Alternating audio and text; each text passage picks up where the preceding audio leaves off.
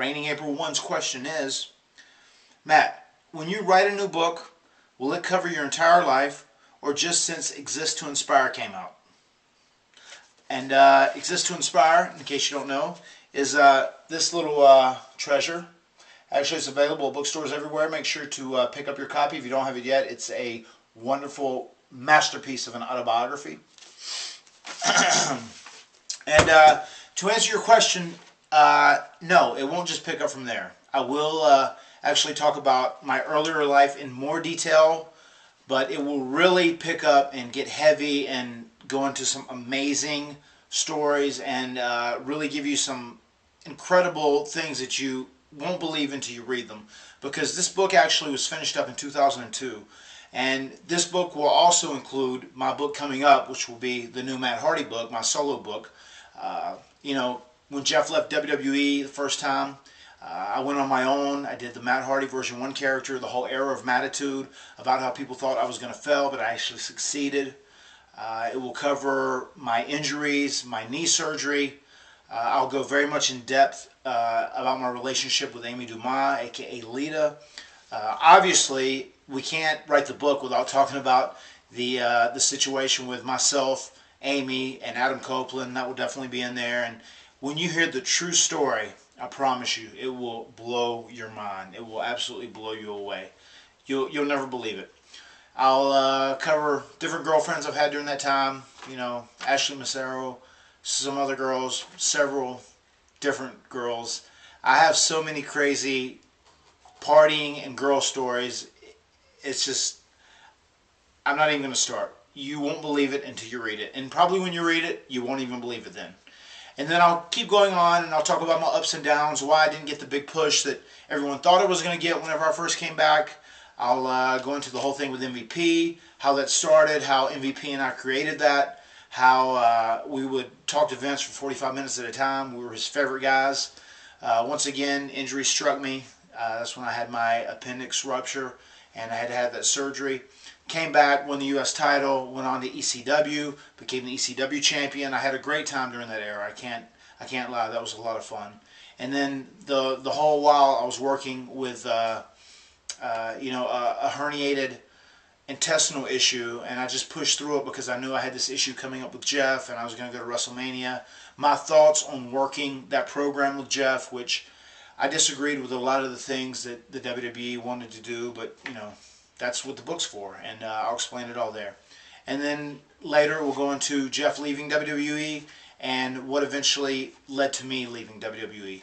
And then plus, I'll add in so many great stories about my personal life, about my ups and downs, and about you know, my friends, about the Hardy Show, about my outside projects, and about my aspirations for the future and my dreams and goals. So it's going to be an amazing book, and I don't know if one book can even contain everything that has transpired even from 2003 to 2010. So hope that answers your question. Question number 2 is from Lewis37.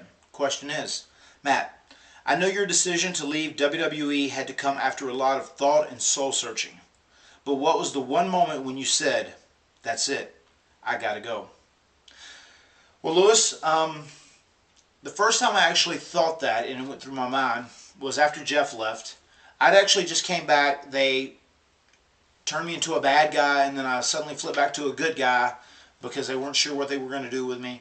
I actually pinned the world champion, who was CM Punk at that time, and then Jeff left, and the next thing I know, I was getting beat at every TV, and I didn't know why. And I was still working hard as ever and doing the same things I'd been doing, and for some reason I felt like I was being punished. Maybe I wasn't, but for some reason I feel like it correlated to Jeff leaving and me not being able to talk Jeff into re-signing.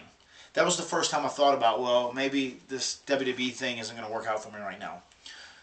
The second time is actually when I was just floating along, didn't have anything going on, and whenever Drew McIntyre stomped my head on the stairs, that was something that was done spontaneously between myself and Drew. We didn't have any kind of permission to do that, and that's actually why they stopped the match. I think the Office was possibly a little bit upset with it in the beginning, but it turned out to be a great story, and that was something that I actually started on my own and got myself into, and I'll give it to Drew. Drew's actually learning a lot, and he's a very talented individual, and I think he's got a great future in the business. But the whole Matt Hardy, Drew McIntyre saga was something we created. It was never written for us. And that's a little fact that I'm sure a lot of you don't know. But the thing that was truly the breaking point for me was when we were getting ready for Money in the Bank, myself and Christian, we had a couple of issues back and forth. We actually did the Peep Show, and we actually had this great storyline laid out, and I was so excited to work with Jay. He's one of my best friends. He is truly a great human being. I can't say enough good things about Jay Rizzo. Christian is an amazing performer and an amazing person. In the ring, he is as good as anyone out there. He is definitely in the top. He is in the top class of workers out there today. But like, there was this great idea laid out, and we were supposed to go to SummerSlam with it, and it just got killed for no reason. And next thing you know, I wasn't on SummerSlam. I was completely like off the radar, and at that point, I knew I was just like, they don't have me figured in, so it's time for me to go. Because I'm not going to sit here, and I'm not going to waste my time being idle and treading water and running like a hamster in the little cage, not going anywhere. It was time for me to go, because I believe I'm destined for bigger and better things. Some of you may not agree with it, but in my heart, I believe I'm destined for bigger things, and it's time for me to be what I'm destined to be. That's how I feel. Question number 3, and it is submitted from Wolverine vs. Spider-Man. Their question is, would you ever get a tattoo, and if so, of what? Funny, I've always been kind of not a tattoo guy. You know, I've always said I wasn't a fan of bumper stickers on cars. Just things that didn't come with the whole package naturally, like a bumper sticker, something you put on. And to me, that was kind of almost a representation of a tattoo.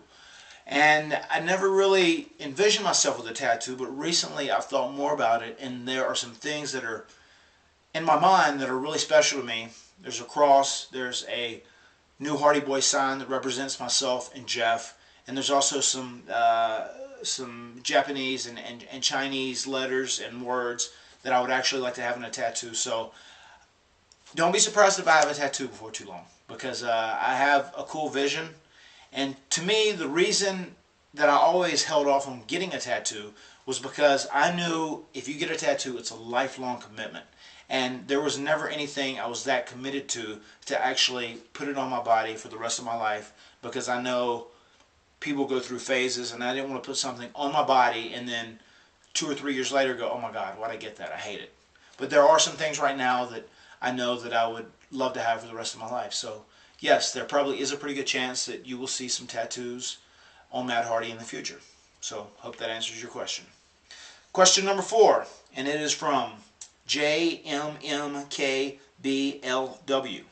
And their question is, do you think you will ever wrestle again for any business, and I guess they mean, or company? And that's a pretty easy answer.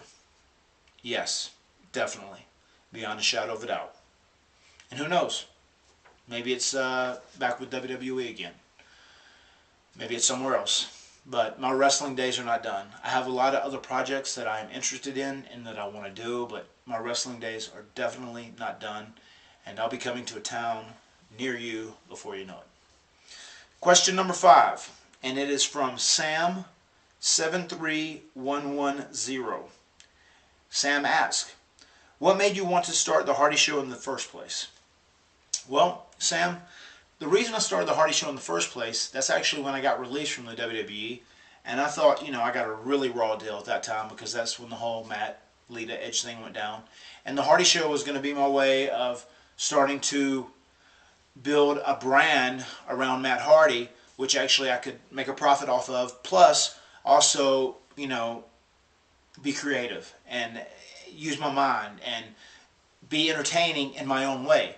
And the Hardy Show has always been a creative outlet for me, because when you work for a company like WWE, you're very limited. Like, you may have ideas and you may submit them to people, but you only get to do a certain amount of things. At the end of the day, it's always someone else's call with what you end up doing. The Hardy Show, I make the call.